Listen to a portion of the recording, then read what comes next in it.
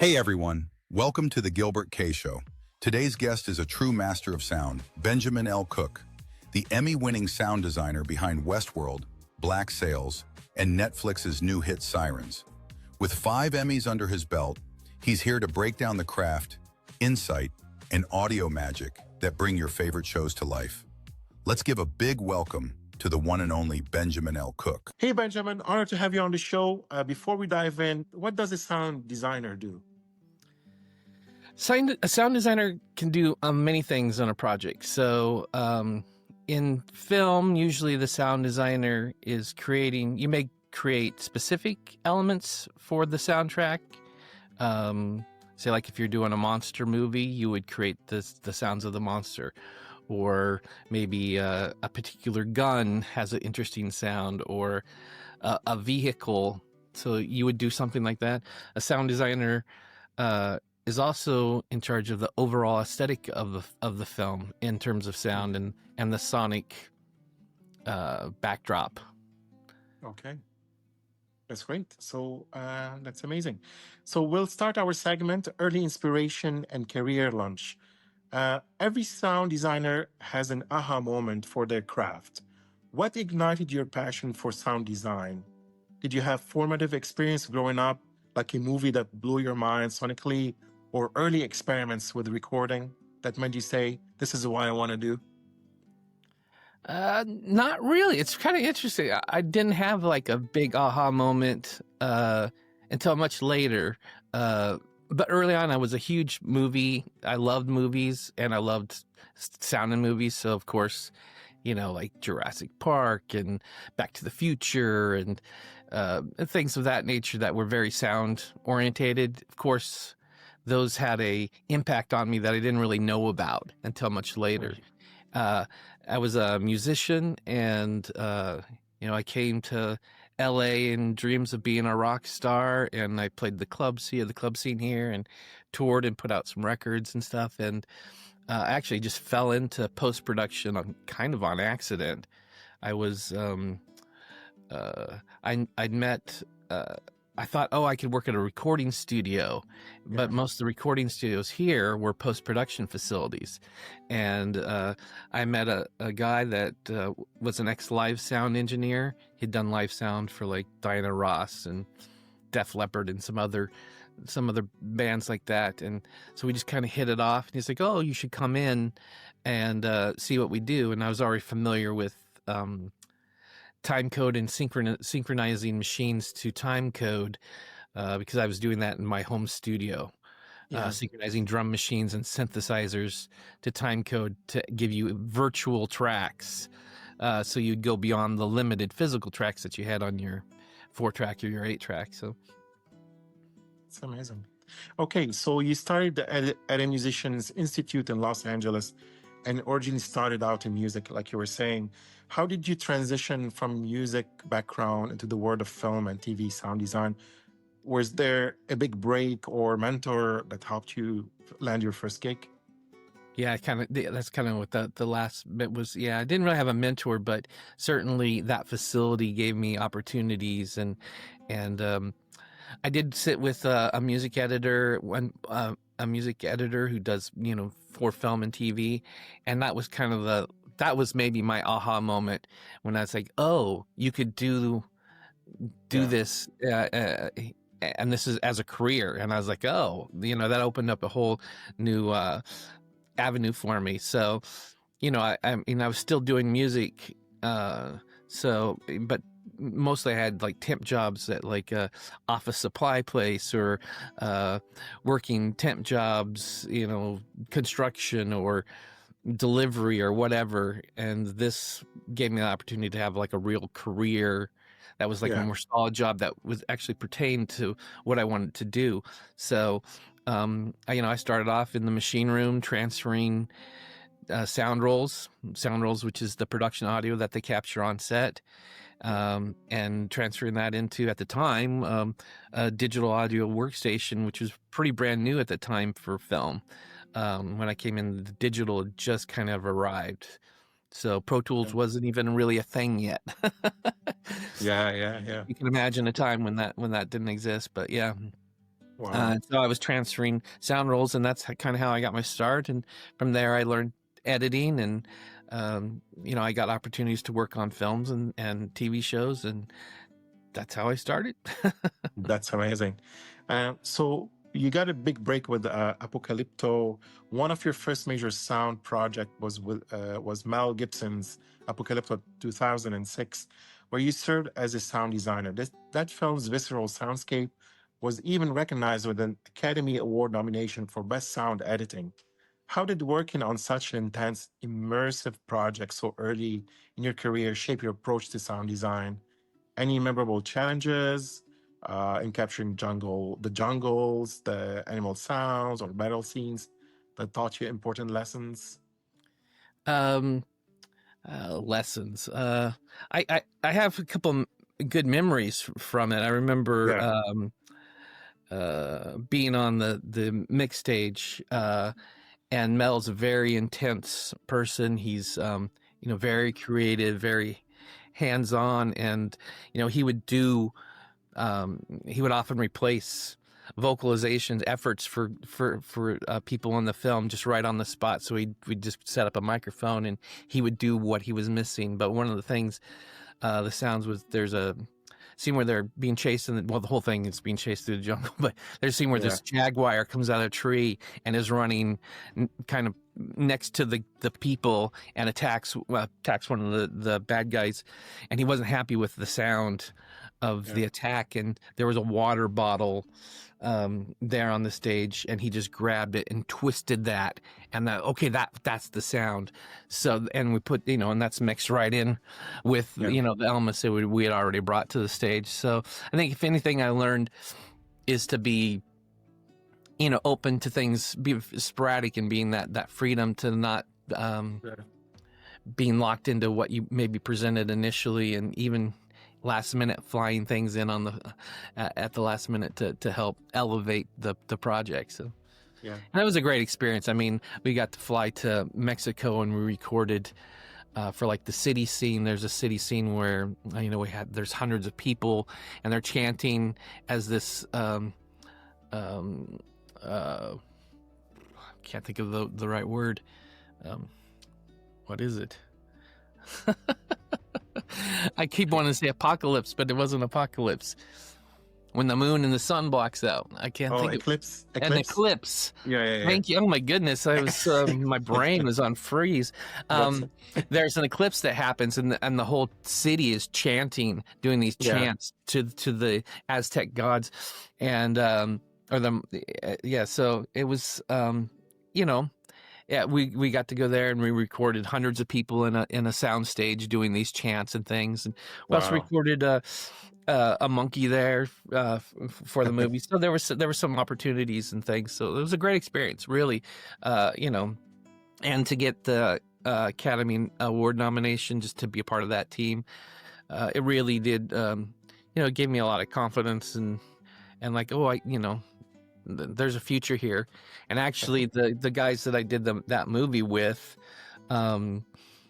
we've been working together for 25 years. So I've been working with the same kind of group of guys for that amount of time. So it's great. Yeah, you went from one project to another. Project to another. Yeah. So how does it work? What's your process for sound design? You get the script and then you read it and you figure out what kind of sound you like. How does it work? It varies. I love to be involved at script level if I can. It doesn't always work out that way. A lot of times sound is it's the last part of the process. And so a lot of times it's thought about last, unfortunately. Right. It's the most important, right? But it can be certainly. And, so if I can be involved the earlier on, the better. It's great because you can try a lot of things. You can experiment with a lot of things, find out things that work and don't work. Yeah.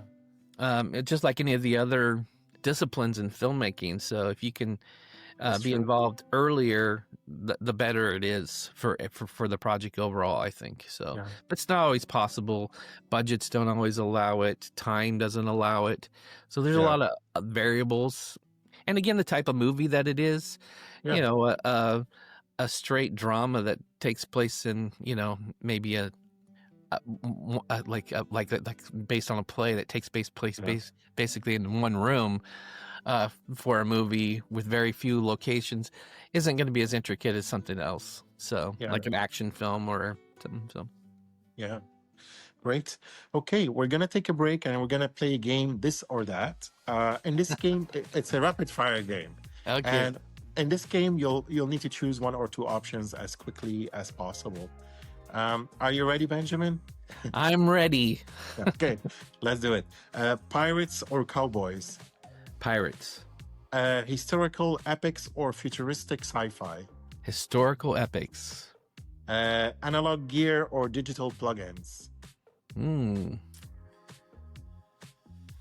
Oy, that's a tough one. I'll say half and half. Yeah, sure.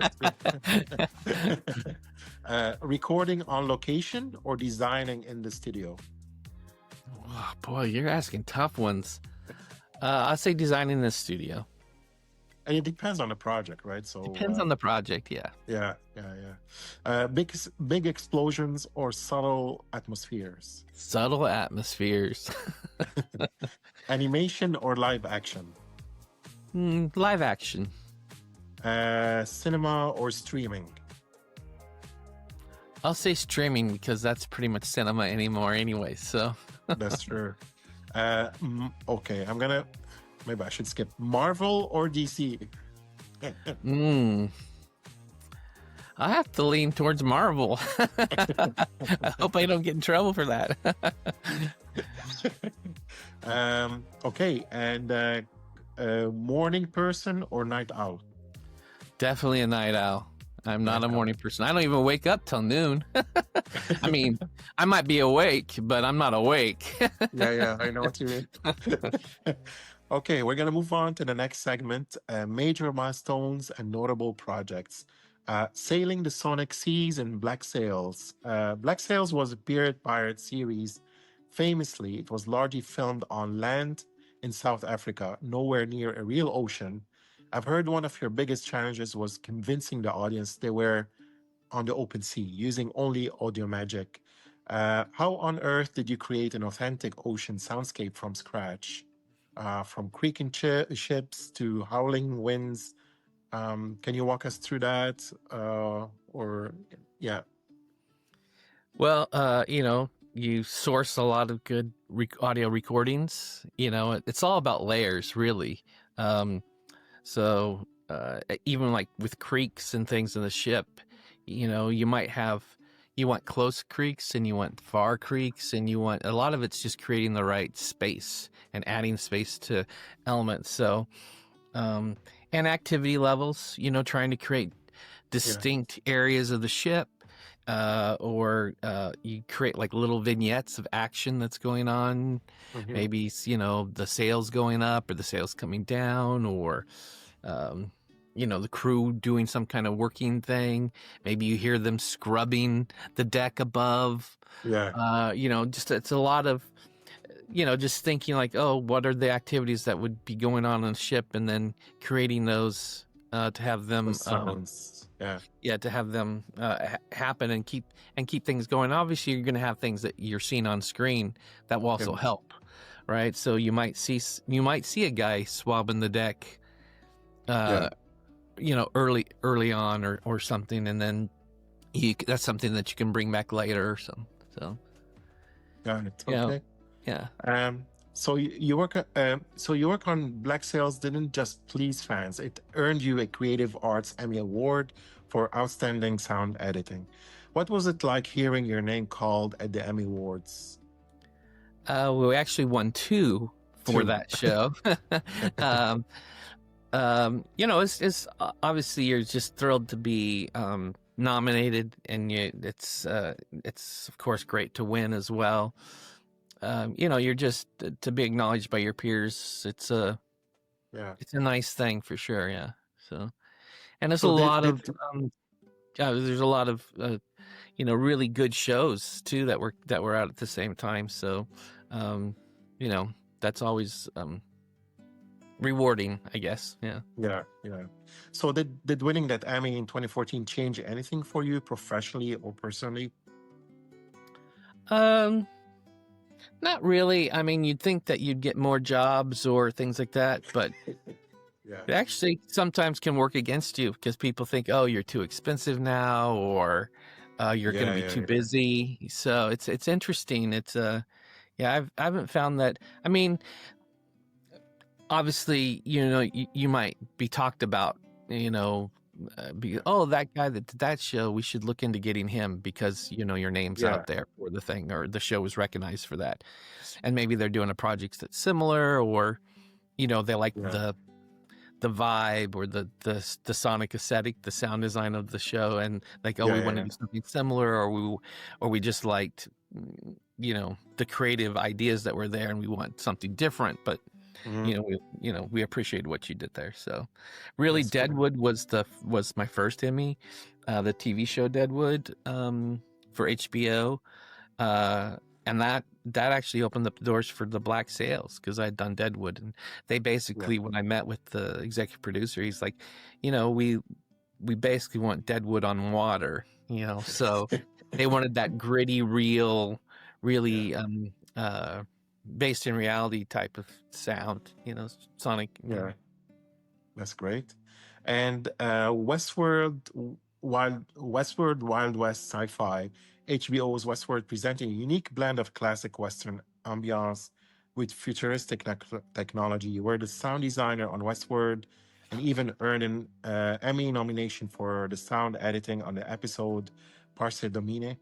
How did you approach blending the clop of horses and saloon pianos with the hum of high-tech labs and robots?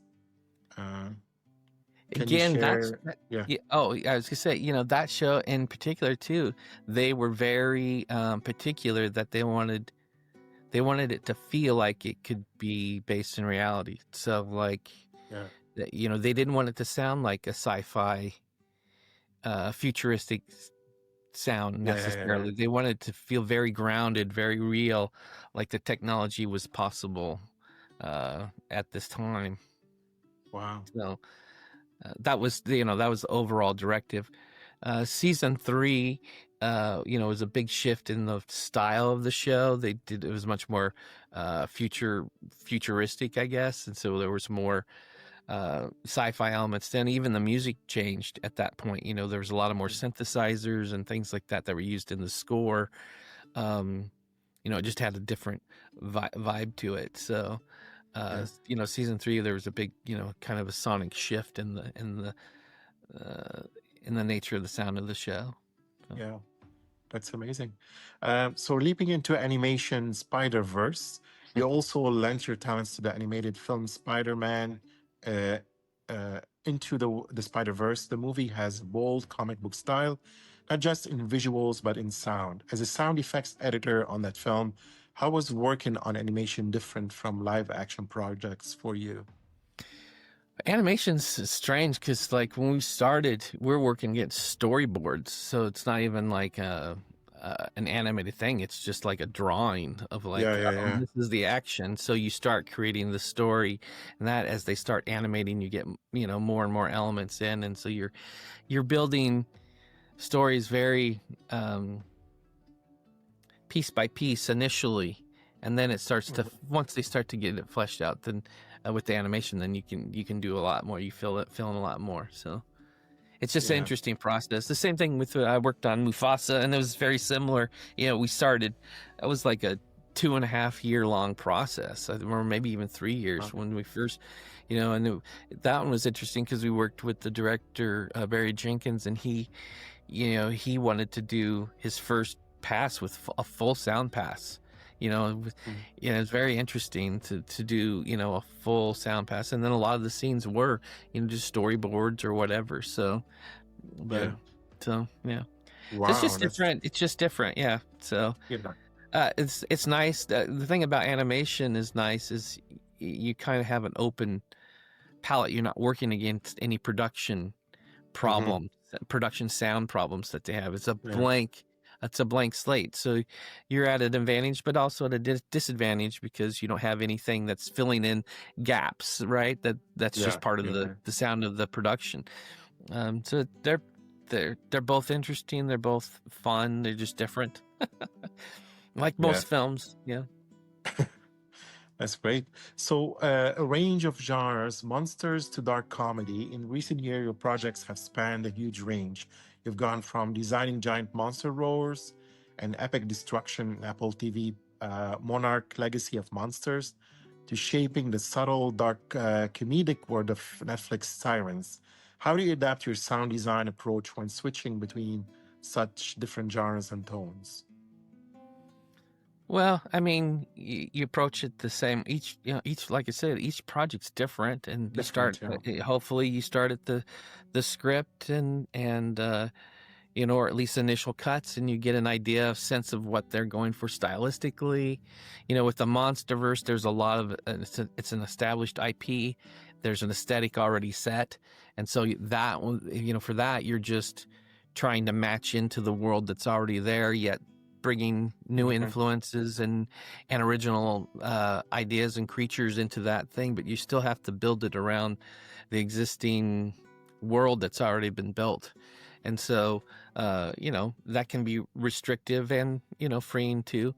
And then like Sirens was the total opposite. This is a very it's kind of a small scale location. Almost all of it takes place in a I mean, it's a big house, a big giant house, but almost all takes place just in the one house and the grounds around the house. So I mean, it's a mansion, so it's big, but and they had specific things that they wanted to do for that as well. They wanted to keep the activity level very busy when you saw people around, but then there's times when they wanted it very quiet too. So Yeah. That's great. then you just have to, the scripts kind of, the stories kind of lend themselves to which route to start from. It's all about finding the right material to start with, and then finding emotional strings that you can latch onto, themes. Yeah. It's great. So behind the scenes audio adventures, we often don't get to hear about the behind the scenes of sound design in film and TV. But I know you've gone to great length for authenticity. For example, on HBO Deadwood, you personally captured many on-set ambient sounds to preserve the show 1880s realism. What's the craziest or most unexpected thing you've done to get the perfect sound for a project? Did Did you ever find yourself crawling in the mud with a microphone, smashing watermelons for gore effects, or doing some like banging coconut shells together for horse hooves? I do all of that.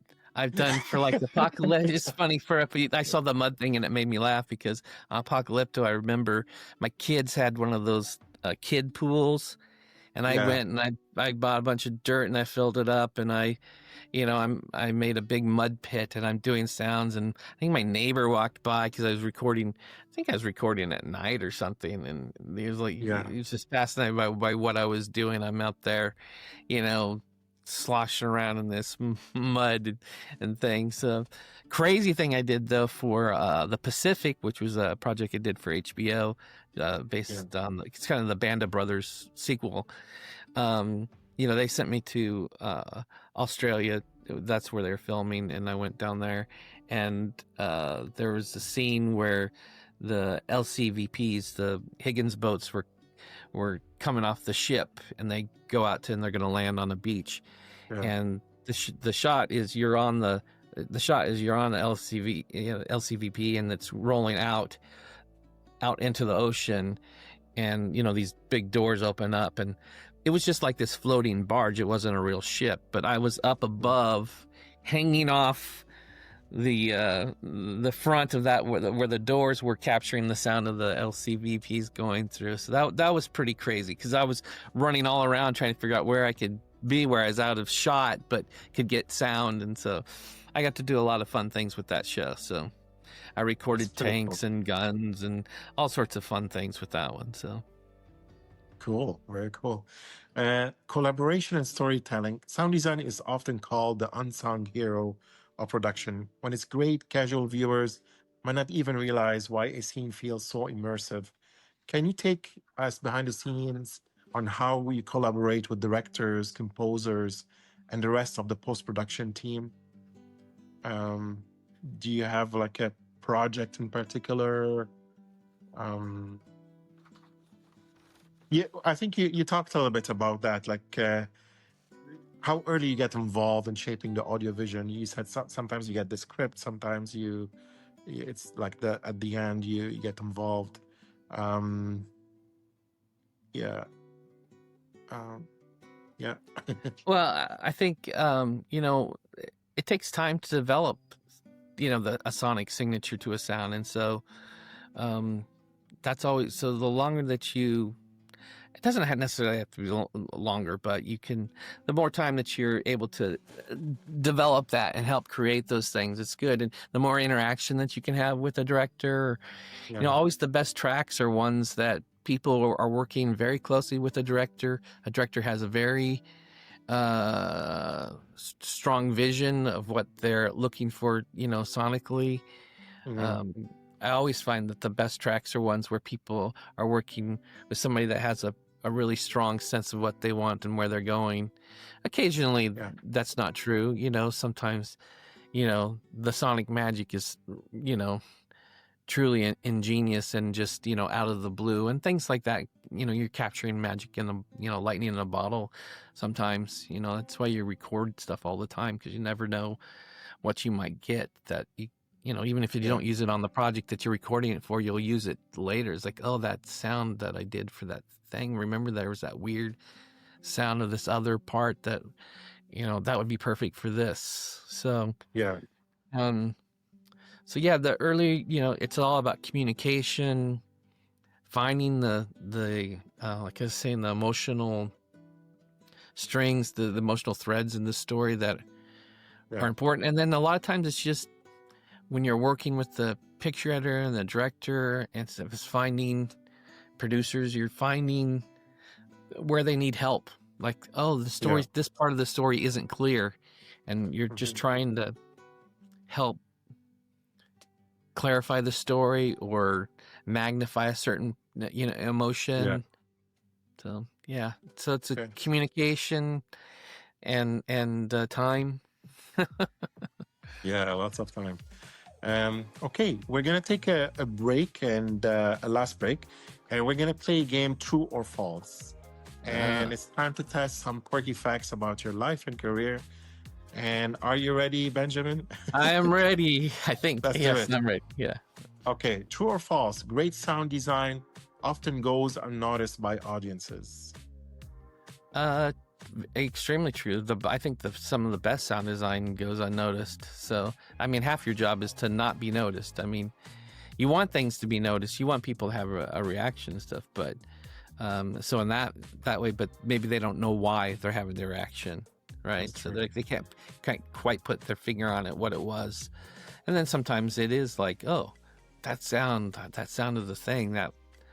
Yeah. It's like the knocking and the conjuring, or there's just like some classic things that that you'll go, oh, that sound affected me in a certain way. I remember we Yeah. did this movie, American History X, and there's a sound where he puts his teeth. He has a guy put his mouth on a curb, and the teeth touched the curb, and then he kicks the back of his head, right? It's like it's a brutal scene, but just it wasn't so much the brutality of the sound of the kick as it was the sound of the Keith? teeth on the concrete, and how we got that sound. I think it was just a piece of ceramic, just going lightly over rock or something. So very, things like that. Those are the gold mine bets for sure. Yeah. Yeah. Okay, true or false? You've at least once used your own voice or body to help create a creature sound effect. True, all the time. True or false? Winning an Emmy Award immediately skyrocketed your career and changed your life overnight. False. Uh, I can tell you I've won multiple and it hasn't skyrocketed anything yet.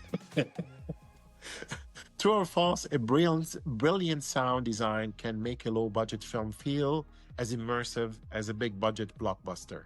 Oh, true, for sure. Yeah. Some of the best soundtracks are independent small films, because they're not even they might be working under production restraints or time restraints, but also people with those constraints, that they tend to work outside the box, and they find ways, find ways to do things, and sometimes that's to their advantage for sure. So yeah.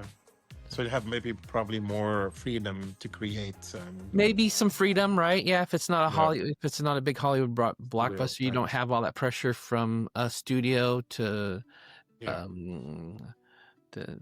can try things and do things. So, and again, a lot of times, those type of projects have very strong directors with a vision of things they want to do, and that's always nice. Yeah. Yeah. Okay, let's move on to the next segment or final segment, vision, reflections, and advice. Evolving with the industry, you've been in the industry for over 2 decades, from late 90s through today's era of streaming and immersive audio tech. How has the craft of sound design evolved over the course of your career? Like with new technologies like Dolby Atmos, spatial audio, and advanced audio software, did you find it easier to bring your sonic ideas to life now? And especially AI right now also, yeah. Yeah, I do think it's easier to listen, the computing power, the raw computing power is really the thing that's opened up the doors more than anything. It's less expensive. It used to be a much more expensive to create sounds. If you're recording on Nagra and on Mag, and it's just a different beast now. So digital change definitely was a huge. The move into the digital was like a big change in that, and it's just constantly been going down. The cost of things, of components, and better microphones and better recorders, and it just keeps going down. So, it's great right now. Somebody that's starting out can go out and they can buy a fairly decent microphone, or not even a mic. They can just buy a little 2-channel digital recorder that has built-in microphones that are pretty great, and you can go out and you can capture sounds to your heart's content, which as a sound designer, that's brilliant. So I think that's been a huge thing. The tools are definitely less expensive. And that being said, the fundamentals of sound design are the same. It's really knowing what EQs do, and what sound what different things do, and how to create sounds from scratch with synthesis, and it's just those things still apply too. So but it definitely is less expensive, and so that it opens the field to everybody more, right? Everybody can get into the game, which is a good thing, and cannot be a good thing too. So so the future of sound, visionary insights. Looking ahead, where do you see the future of sound design and entertainment? Any emerging trend that excites you, such as interactive audio in VR, AR, advances in AR for sound editing? What's your take on that? There's a lot of things that excite me. There's some things that scare me too. With the AI, the generative AI, especially as an artist. It's a tough, because we've been using AI tools for a long time, in the industry. We've been, for decades, we've been, especially in dialogue cleanup and things. These are areas where it's been extremely helpful. But we're getting into with the generative AI, it's different. It's, there's some philosophical things. I'm kind of torn on both sides. There's things that I like AI for, and even generative AI. And then there's some, it's like, but there is a philosophical, as an artist, I have a little bit of a, wait a second, and where these large language machines, where are they learning, where they're getting the data that they're learning all this information from, how to do these things. And it's not Yeah. exactly clear. I know originally it was supposed to be for nonprofit, and now all these companies are turning it into a for-profit thing. Mhm. And so that's really where I'm having some issues. I think the legislation's coming, but it's if we learned anything about the internet, legislation's going to be 20 years Well, behind the game, and yeah. it's going to be too little, too late. I'm sure. But there are there's lots of things that I'm excited about, especially with the VR and the one of the things that I like most is actually podcasts. I love audio podcasts, audio only podcasts. It's almost like the old Yeah. radio plays, a lot of them, and they're getting very, very good. Yeah. Very, Mhm. they're telling great stories and doing it with sound, and it's great because you have no visuals. They're doing it all basically, Yeah. like I said, like an old radio play. So, and I love that. So Yeah. that excites me. I'm a little bit jealous of that. That's great. So, advice for aspiring sound designers. Finally, what advice would you give to young or aspiring sound designer who hope to break into film and TV? Um, you mentioned before that while formal education isn't strictly necessary, film or music school can just jumpstart one's career. Do you have any tips for even musicians, because I think, I don't know, music is different than like also I guess scoring, like visual, what do you call it, sound design for visuals are different than I think music. It can be. I mean, it's a great. This is great. This when you're asking what a sound designer do. That's one of the things I kind of alluded to, and didn't Yeah. really go into depth. I mean, a sound designer can do a lot of different things. There's people that sound design for products. They like the guys that create sounds of like a button push on a car or a machine. That you can design sounds like where that's very interesting. There's game design, sound design with that's working with sound engines within a game platform. So there's lots of different things that the sound designer can be creating new instruments for virtual instruments for Mhm. composing or whatever, or or just general music. You could be creating hardware sounds for new synthesizers and things. So there's Yeah. a lot of different things that a sound designer can do.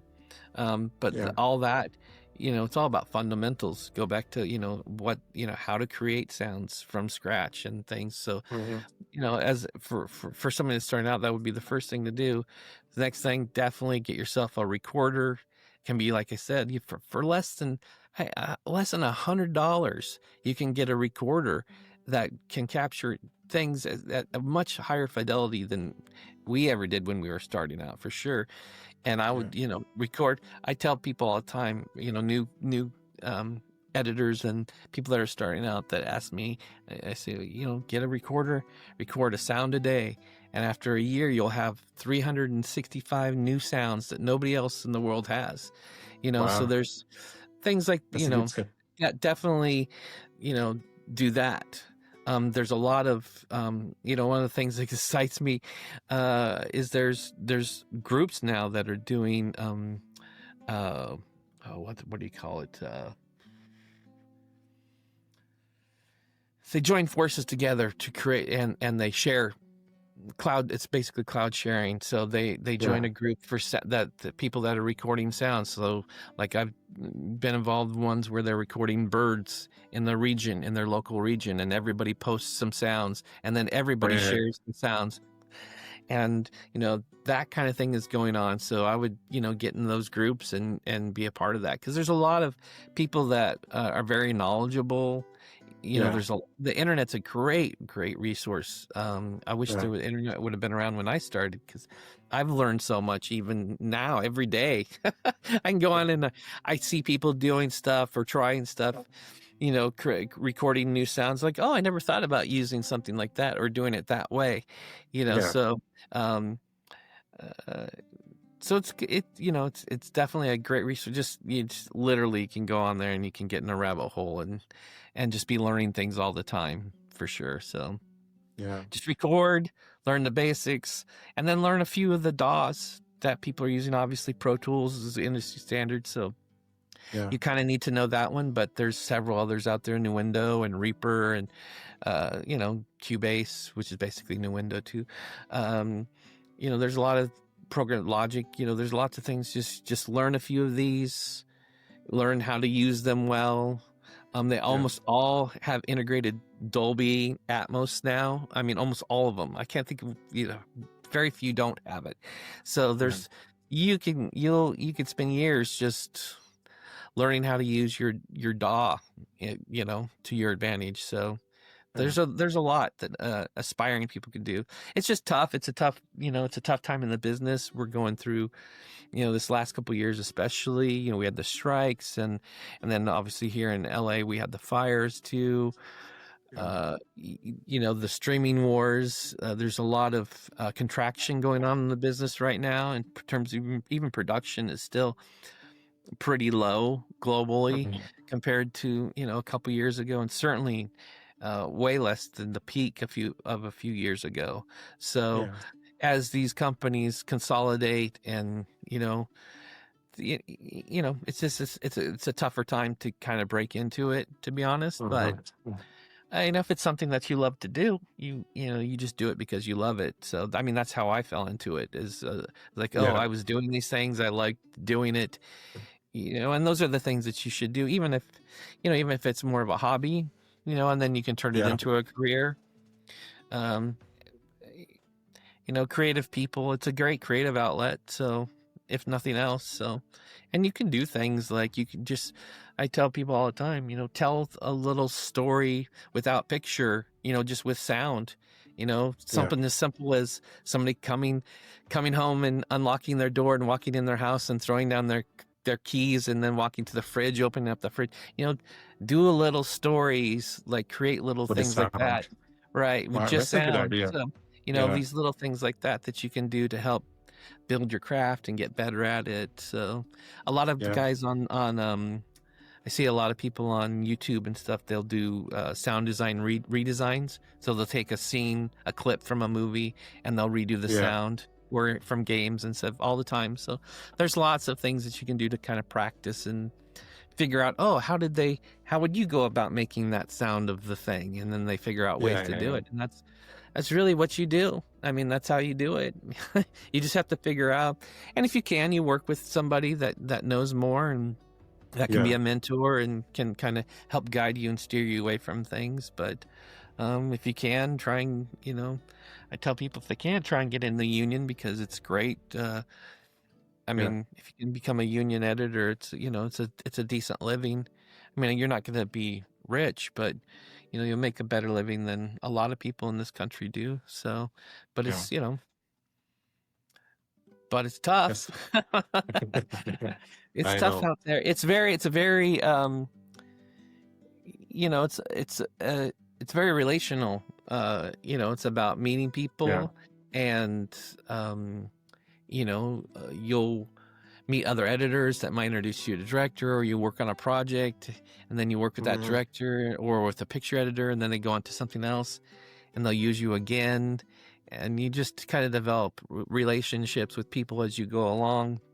That's why film school is great, because you can kind of grow up with people to kind of get together, and like, oh, you did the sound for this, and I just got my first movie. Can you do the sound for it? And you kind of, so a lot of guys kind of come up together like that. So, and also winning the Emmys might be a good place where you meet people. Well, yeah, I mean, sure, if you can do that, but that's again, I don't know if I've ever gotten a job because I won one, but maybe it opened up a couple doors that maybe were closed before.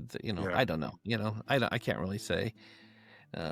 I don't really. So I'm do you not. belong to a group where you go network, or it's all through work, like the? Well, there are some groups. There's